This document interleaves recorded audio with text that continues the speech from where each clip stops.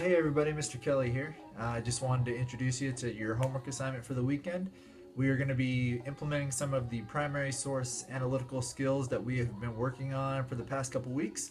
And all the instructions will be in the couple slides and also the Google Doc that'll be listed down below in the information section of the YouTube video.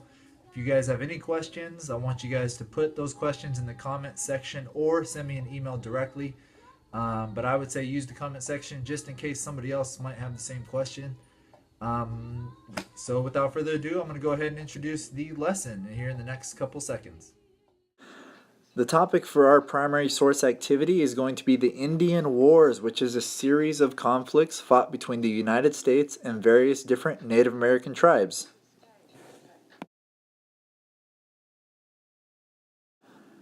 Team 1, you guys are going to be covering a primary source from the Battle of Washita.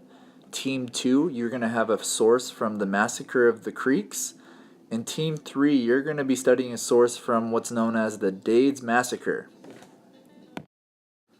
The links for all your guys' primary sources are going to be found in the information section for the YouTube video in a Google Doc. It has a couple different links for you guys. That is where you're going to find everything you need to study up your source. Remember, we have a list of things that we always do whenever we are studying a primary source, starting off with numbering your paragraphs, underlining any words that are confusing or difficult, highlighting important terms, sentences, and words, and then trying to figure out what's your first impression of what kind of document it is and what kind of clues you have to figure out.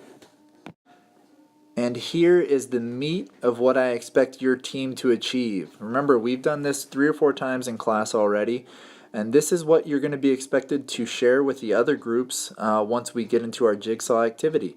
So if you do not have these questions answered by the beginning of next class, it would be very, very smart for you to get with your teammates and try to share some information and work. That way you guys are all prepared and succeed. So you guys should have everything you need to be successful in this assignment. If you have any questions, please do not hesitate to send me an email or put a question down in the comment section below. And hopefully you guys have a good time working on these sources and enjoy the rest of your weekend. Thanks, and I'll see you next week.